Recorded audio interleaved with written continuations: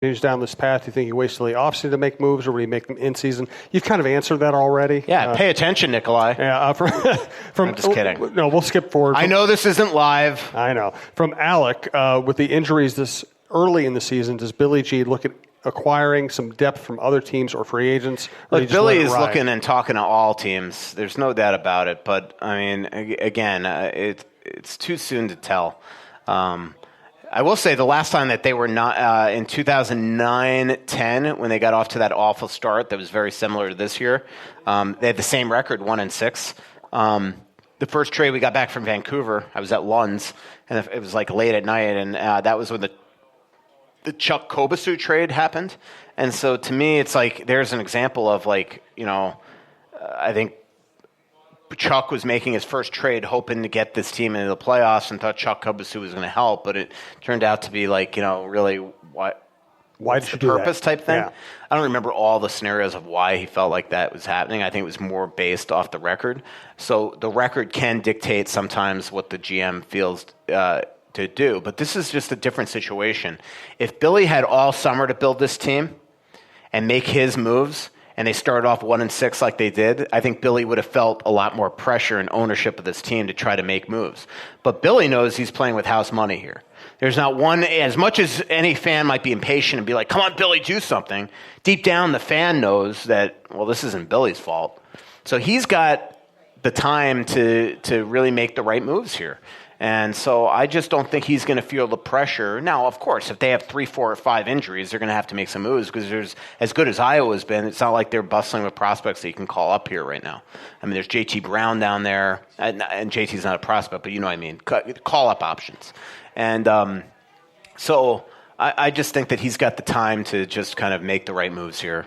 And they should be getting Rask back this week in practice. Zuccarello looks like he wants to. I'm shocked at this because Zuccarello's got a groin injury, and I just don't know what the rush is. Like, to me, I'd call up a placeholder tomorrow and just have him in the lineup. I just don't know what the rush is to get Zuccarello back in the lineup tomorrow and potentially risk injury further, because I don't care how healthy he's been. Today was his first practice in 9 days. I am a little shocked that they're thinking of playing him against the Oilers. And the next Twitter question was from Gerald RG. Any truth behind the rumors that Zuccarello already wants out? I can't imagine. I mean, and you know what? I mean, I don't want to be callous again, but if he wants out, who cares? Like, this is why, like, sometimes I'm amazed at players, like, same thing with Parise. Like, at least when Suter signed his 13-year, $98 million deal, he actually, like, met with the Wild a bunch of times. Like, that Chuck Fletcher and Zach Parise never had one phone conversation. Like, Zach just signed the deal. And here, it's like, same thing. Yeah, obviously, Matt's had phone conversations with Boudreau and Fenton.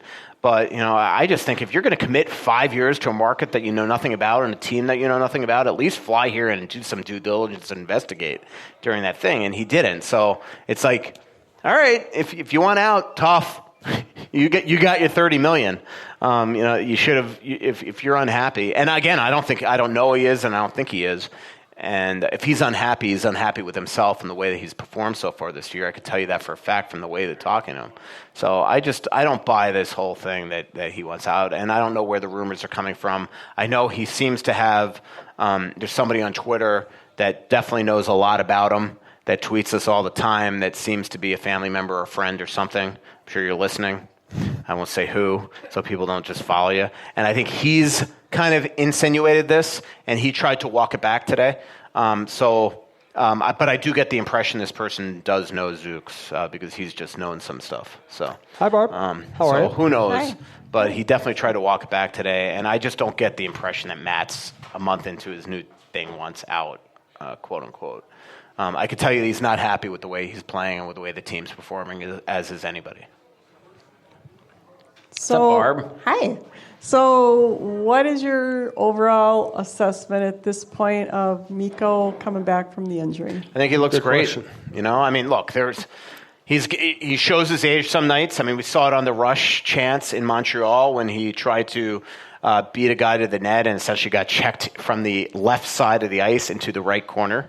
But Greenway does that too. It's unbelievable on rushes when it's a one-on-one, how little speed a lot of the Wild guys have. So, look, there's going to be times like that. Offensively, he's not nearly the same player he used to be. But I'm sorry, right now on this team, he is their best center. And that's just a fact, and if you don't believe it, you're wrong. I mean, it's just, I'm amazed at the people. I get if you are tired of Mikko, and longevity sometimes does that, and if he drives you nuts as the offensive player he is, when he got that puck in the left circle in the home opener and he didn't shoot the puck on the power play, have at him if you want. But the people that just think that he is a fourth-line center or inconsistent or just a face-off specialist and don't look at the analytics that tell you that there's few players in the league that the opposing players, when he is on the ice, get the fewest chances and the fewest shots. That's not just a coincidence. It's because he is so good defensively. And there's a role for that, especially on this team. Now, does that mean they should re-sign him? Probably not, okay? But the reality is there's nobody else on this roster, including Eriksson Ek, that could do that. And so I think he's done a good job. Is he going to be the Mikko Koivu that's still going to get you 50 points? Probably not. You'd love him to score some goals. You'd love him to be more creative offensively. Last night he was awesome. I mean, last night the entire leadership, Suter, Parise, Stahl, even though he had a couple whiff chances, and Mikko, they led them to that win. Zucker, that's the cool part. Also, when you see players mature, is that when all of a sudden you start to see them take onus of the game and not just be periphery guys. Remember how long we were waiting for guys like Zucker, Coyle, Niederreiter, and Granlund to take the reins and kind of feel like it was their place in the locker room to say things, to perform on the ice. Last night you saw it. Zucker tried to do that. Foligno tried. Spurgeon tried. So we're seeing those guys mature into that. But last night, I mean, Parise, Koivu, Suter, Stahl, they came to play. And it was good to see. I think that's enough for one night. I agree. Freddie Dean and Artie Jones, you sent really good questions. We'll probably do more Twitter questions during our studio show than we do at the live show. We should do like Bill Maher after, like overtime on YouTube, whatever's that thing that he does. I think we've spent enough time together, actually. All right, now tune in to Facebook Live. We can curse all we want, Father, on that. Russo After Dark. Yeah. There's a market for it. So no, I do want to thank everybody once again for coming out. You keep sorry for swearing in front of your baby. Okay. Yeah. Where better to learn than here? Yeah. Good stuff from Michael. Thank you to everybody who came out. Thanks to Tin Shed. Thanks to Brian for giving away his own tickets as a promotion. And thanks to all of our sponsors and listeners. Thanks to Brandon, our longtime producer. And please give Michael a round of applause, and we will see you November 17th. 13th. I knew I'd screw that up. November 13th and November 20th. Thanks again. Pretty little city built on a hillside. Music in the bars and fire in the sky. We went to the beach and it was covered in ice. And I used to call it home. So much coming out, there's nothing going in.